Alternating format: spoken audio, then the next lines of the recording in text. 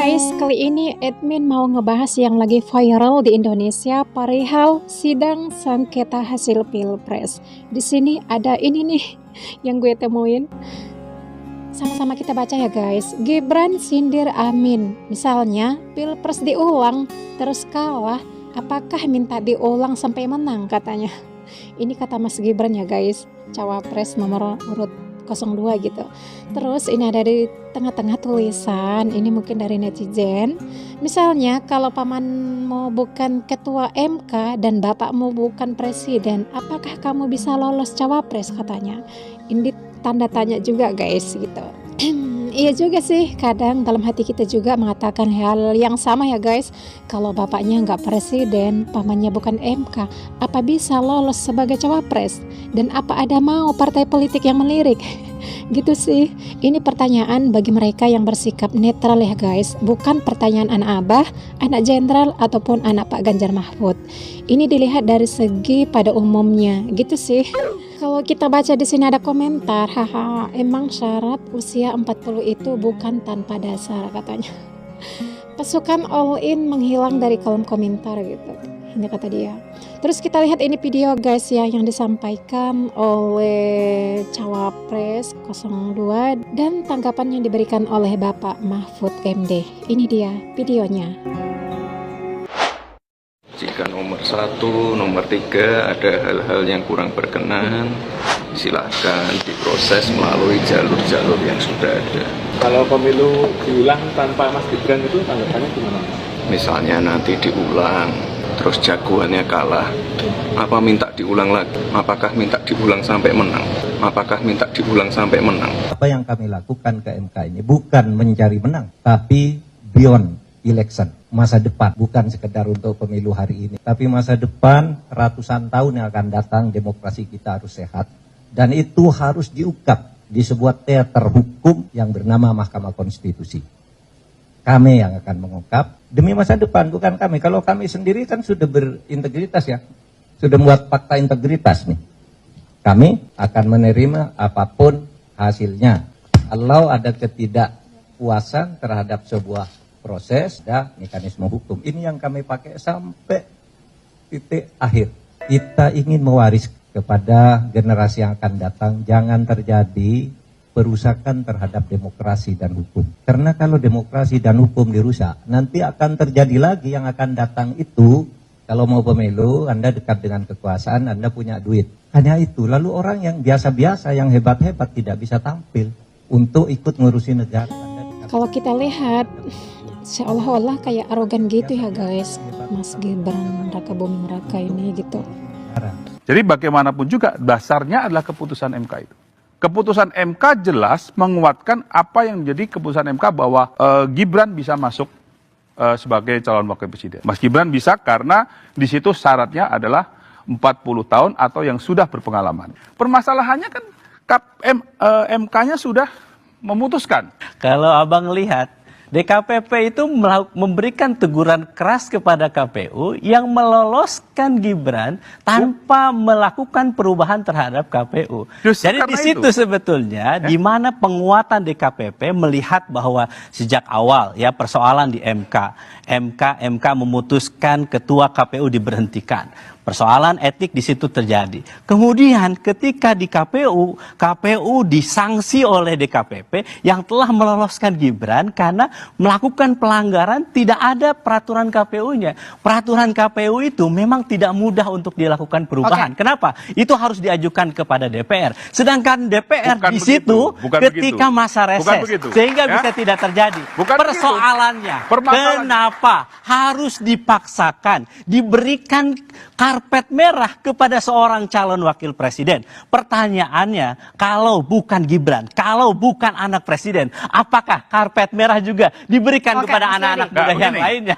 Terus kita lihat ini guys ya, jejak digital Yusril Ihza Mahendra sebelum gabung di kubu 02 katanya. Kita lihat video ini.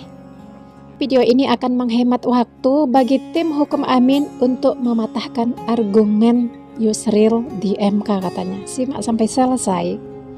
Ini memang ada keputusan yang kontroversial karena kalau kita baca diktum dari putusan itu menyatakan bahwa syarat menjadi presiden yang calon presiden, wakil presiden yang diatur dalam pasal 167 kalau nggak saya dari Undang-Undang Pemilu itu dikatakan bahwa berusia serendah-rendahnya 40 tahun dan pasal itu dinyatakan bertentangan dengan UUD 45 kecuali dimaknai pernah atau sedang menjabat dalam jabatan yang dipilih melalui pemilihan umum termasuk kepala daerah. Nah, ini sebenarnya putusan ini bukan putusan yang bulat dan disebutkan di situ ada 4 orang dissenting opinion, 2 orang konkuren dan kemudian 3 orang menyetujui diktum putusan. Tapi setelah kita pelajari dengan mendalam ternyata bahwa 2 orang itu, Ibu Emi dan Pak Puh itu bukan dissenting, pendapatnya itu adalah bukan konkuren, pendapatnya itu adalah dissenting. Jadi kalau pendapatnya itu dissenting sebenarnya ada 6 hakim tidak setuju dengan putusan ini dan hanya ada 3 hakim yang setuju.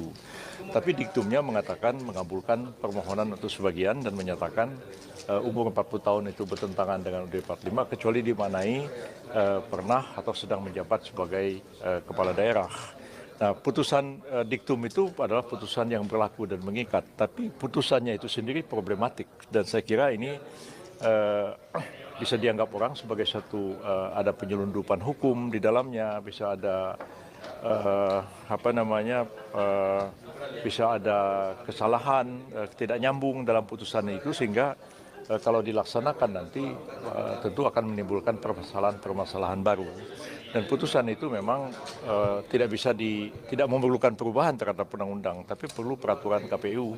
Dan KPU kalau menyusun peraturan itu harus konsultasi dengan DPR dan kita tahu DPR sekarang ini reses dan pendaftaran Pilpres akan dimulai tanggal 19, tinggal 2 hari lagi dari sekarang ini. Apakah KPU masih mungkin dapat mengubah aturan KPU? Jadi ini ada sejumlah masalah yang saya kira memang memerlukan pemecahan serius dari para penyelenggara negara dan kita mau lihat apakah putusan ini akan dimanfaatkan oleh setiap orang yang di bawah 40 tahun tapi sedang menjabat kepala daerah untuk maju sebagai calon presiden wakil presiden atau tidak. Nah, kalau saya sih berpendapat itu kalau terjadi pada saya katakan ya terima kasih MK Anda sudah beri keputusan dan membuka pintu bagi saya di bawah 40 tahun dan kebetulan jadi kepala daerah atau pernah menjadi kepala daerah untuk mencalonkan diri sebagai presiden dan wakil presiden, tapi saya tahu ini putusan kontroversial daripada menimbulkan reaksi di tengah-tengah masyarakat dan menimbulkan permasalahan legitimasi di belakang hari, ya saya terima kasih, tapi saya nggak usah maju aja deh daripada timbul masalah di kemudian hari. Saya kira mungkin itu merupakan satu cara yang bijak, ya, tapi pada akhirnya saya serahkan kepada siapa saja yang memenuhi kriteria untuk maju sebagai calon presiden wakil presiden sesuai putusan MK nomor 90 kemarin. Oke. Guys, kita baca dulu komentar ini ya. Tanpa paman dan bapaknya, apalah arti Gibran katanya. Misalnya tanpa 497T, apakah elu ada yang milih? Ini tanya guys. Terus bisa buat hiburan ngelawak, lihat mukanya aja udah ngakak. Apalagi kalau ngomong katanya, "Hus, gak boleh kayak gitu ya. Kita gak boleh nyerang fisik seseorang guys. Gak boleh untuk bahan candaan gitu ya. Oke? Diulang tanpa Gibran sebab bapaknya berambisi anaknya jadi wakil biar jangan hilang saham-saham mereka katanya. Terus lagi di zaman serba sulit ini rakyat butuh hiburan, makanya dikasih pemimpin yang bisa ngelawak katanya. Ngelawak apaan sih lo? Setuju gak sih guys, usia 40 tahun baru layak untuk memimpin negeri ini? Saya sih sangat setuju aja karena di sisi lain usia 40 tahun nyatanya punya makna tersendiri dalam Islam. Selain dianggap telah mencapai usia matang, manusia juga biasanya dianggap sudah bersungguh-sungguh dengan hidupnya saat usia 40 tahun. Dalam sejarah Islam, Nabi Muhammad SAW juga diutus Allah Subhanahu wa Ta'ala menjadi Rasul saat usia 40 tahun, guys.